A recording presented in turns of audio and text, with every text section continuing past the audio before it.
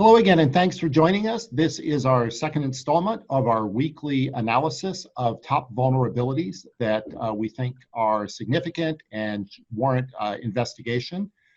This has been researched by the Virsec Security Research Lab, headed by Satya Gupta, our founder and CTO. Hello, Satya, and maybe you can tell us what you've seen this week. Good morning, Willie. This has been an interesting week as well. We have some very high critical vulnerabilities that we've picked up in our weekly blog, and I'm going to share my screen to describe some of these.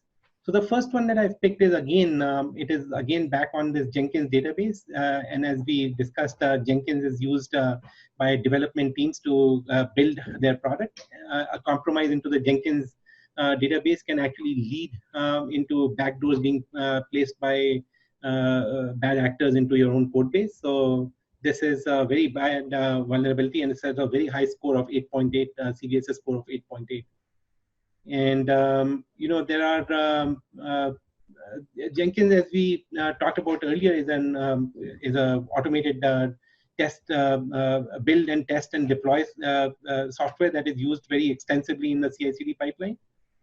So it has it doesn't have at this moment, it doesn't have an exploit code, and there is a patch available for this vulnerability. So my advice to people would be to patch it as soon as possible, because you don't really want your code to have backdoors in it. Our Virsec security solution is able to detect this. Our VSP web module inside of our VSP security solution can detect this CSRF attack and actually prevent this from being exploited. So it would be a gentle reminder to to see if we can actually urge people to for our existing customers to be able to make sure that they are actually tracking this, and to our potential customers that this would be something that they could actually leverage to protect themselves against this attack. Okay, so Jenkins continues to be a concern, and seems like vulnerabilities pop up often. So, and I know it's widely used because it's a great platform. And what else have you seen, Satya? So the second one that I picked this week was an HTTP, Apache HTTP server. So a certain version between version 2.4, really build 32 and build 44. There's a very extensively used module, the WSGI module, that has a vulnerability that has a very high score of CVSS score of 9.8, and this particular vulnerability is really powerful. It can actually allow a user to burrow into the application at the web server, and from there on, they could potentially reconnaissance and find other servers that they could attack there now that they're inside the firewall. And this, unfortunately, this particular vulnerability has a publicly available exploit that can be downloaded. And as I mentioned earlier, Apache is a very popular server. It has a 49% market share in the web server market. So this has very serious implications, and especially because there is a public vulnerability available for this particular attack. Fortunately, the Virsec security solution, we have a host, VSP host capability, which will prevent these pieces of malware from ever executing on the web server. So, and pretty much that the attacker would get blocked essentially at this point. So I urge our existing customers to be able to, we can look at these demos, and our prospective customers to be able to consider using the Virsec security solution, because this is a really dangerous attack that can be exploited very easily. Okay, and you can tell us a couple more that are on the list.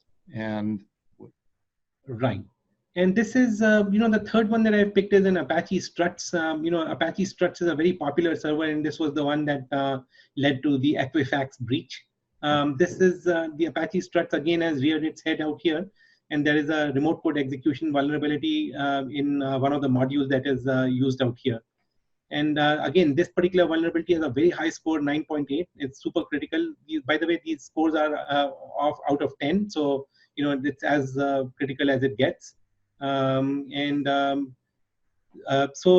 This particular vulnerability also has a publicly available exploit, so that makes it extremely dangerous. And there are this, as I mentioned, this is a very popular framework that is used by a lot of users in for deploying their web applications. Fortunately, the Virsec security solution, we have this VSP host capability that can monitor all these processes and ensure that no rogue processes or no malicious processes will ever run on your system. So we would have the ability to block this particular vulnerability right off the bat. So it would get rendered, useless essentially, as if the application was being protected by Virsec. Yeah, Satya, Apache and open source tools like this seems to come up a lot.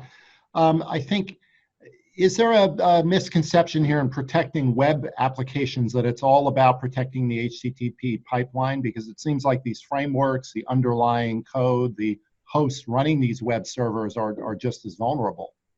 Absolutely. Your application is, if I were to ask somebody, how much of the code that, in your application is in open source versus, first party code that your business logic sort of supports, the most frequent answer that I get is 60%. 60% of the code is, it comes from these open source solutions like Apache and, and these servers like Apache Struts and Apache web servers and all. So they make a very significant portion of the attackable surface of your application. So, even though you may have taken great care in your application to build, a protection for SQL injection and cross-site scripting, but what do you do about these servers, that you are inheriting, whose code base you are inheriting? So, these, irrespective of who or who's deploying this particular server, they all become vulnerable in one fell swoop. So this is really very dangerous. And the next one that I have picked here is also another example of the WebSphere application server running between version 7 to 9. And this particular server, if you look at the long history of versions that are actually being made vulnerable, it tells you, it goes back to, many years. So this vulnerability has been sitting in the WebSphere application server for a very, very long time, many years. So, whoever has discovered it has potentially been exploiting it for a while. And perhaps, it just became out in the open public domain and all that this is vulnerable, but whoever's been exploiting it may be having a field day out here. And this is a particularly nasty server because it is used very extensively in the banking, healthcare, and software development. Companies who are have a big footprint in those spaces and all, essentially. So it's really it's very important for customers to be able to go out and upgrade their WebSphere. And fortunately, we have no publicly available exploit at this moment, but because of the duration, if I were to go back and examine the date of when Apache the WebSphere 7 was released, it was many years ago. So so it's potentially, if the patch it's been exploited for a while, looks like now.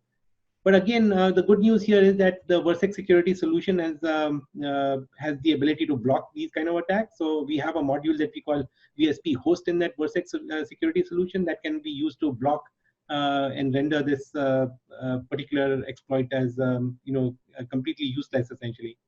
So I would strongly urge customers to be able to think about upgrading or buying a Virsec security solution to be able to protect against this super critical vulnerability, which has a very high CVSS score of 9.8.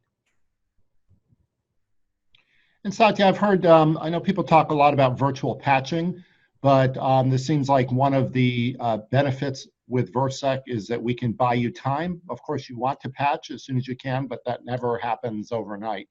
I think it takes on average, 4 to 6 to 8 weeks for most enterprises to patch things because there's a lot of impacts. Exactly, and many, especially in the ICS space, in the SCADA space, we find there's big resistance to change, essentially.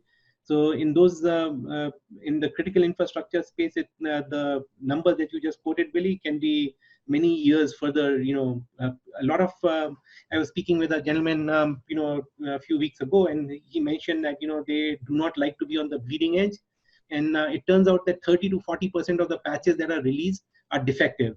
So, there is understandable reluctance on people's part to be able to let the dust settle and wait for it. But, it's like, again, you're playing Russian roulette out there. If it does succeed and that the risk of not applying the patch is that, and especially in those cases where there is a publicly available exploit, the risk you are running is that the attacker can come in and stick their hand in the cookie jar essentially out there.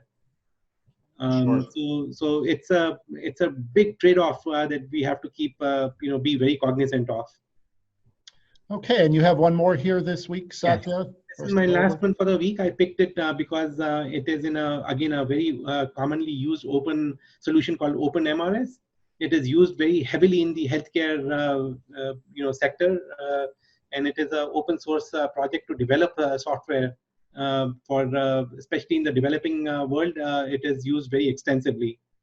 And this vulnerability has a CVSS score of 8.8, which is very high. And it was, and I believe there is a publicly available exploit for this vulnerability. So this is really another very nasty vulnerability. The Virsec security platform is fortunately can protect against these kind of attacks. It is a path traversal LFI kind of capability that is delivered out of our VSP web module. And and again, because it is a remote code execution type vulnerability, our VSP host capability would have also blocked malicious processes from getting started on your server. So I urge again, if you're using OpenMRS, to please consider updating your code and also deploy the Virsec security solution. So that's all I have for this week, Willie. Okay, Satya, thank you again. And great information. Again, this is all published on our blog site. We're going to be compiling probably quarterly reports on these as well. But continue to obviously look at our reports, see our videos. We also will be publishing demos for how we actually showing you live examples of many of these and how we stop them. So thank you again, Satya, and we will talk to you again next week. Great. Thank you. Looking forward. Thank you. Bye now. Thanks, everyone, for joining us.